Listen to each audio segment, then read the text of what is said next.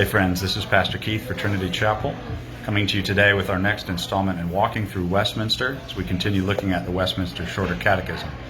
Today I'm coming to you from inside the coffee shop. It's a rather wet, rainy day outside, and so it's going to need to be a little bit quieter than normal, but want to welcome you to this next edition as we keep looking at the Catechism together. Today we come to question 41, the Shorter Catechism. And that question asks, wherein is the moral law summarily comprehended? And the answer given, the moral law is summarily comprehended in the Ten Commandments. So for the last 2 weeks, we've been talking about the moral law and what that is. And what the moral law is, to refresh you, is God's revelation, His revealing of His own perfect moral character. So this is where God reveals to us not only how we should live, but how we should live in light of who He is as God.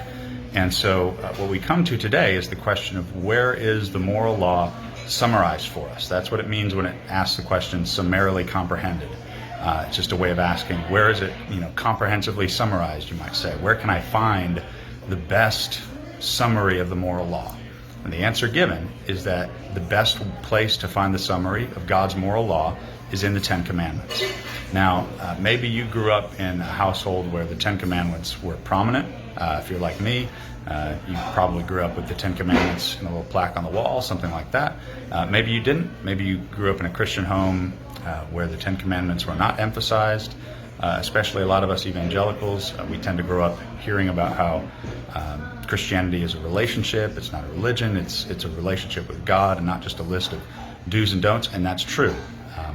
But it's not a list of do's and don'ts also. And so the Ten Commandments for us are the place where we see the clearest expression of God's own perfect moral character, and in light of His perfect moral character, how we should then live.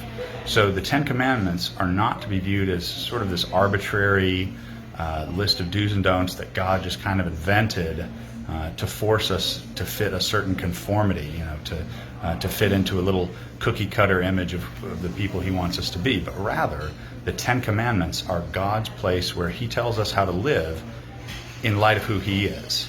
If you want to think about it this way, the Ten Commandments are not just sort of arbitrary rules like you sometimes have in the government, but rather it's more like house rules. It's family rules. God desires to live in relationship with us as His people, and the Ten Commandments really ought to be viewed as family rules. How are we to live with God as our Father in His house?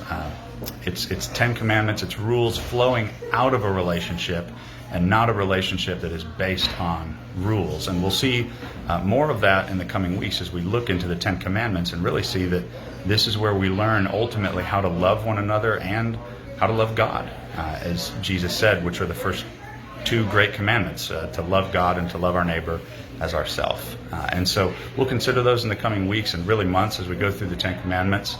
But for us today, we want to remember that the Ten Commandments are this place where God summarizes for us how He wants us to live in light of who He is as a perfect creator of us.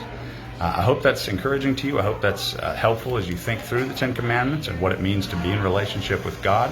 And I hope that you'll continue to join with me in the coming weeks as we look into these commandments one by one and continue going through the questions of the Catechism.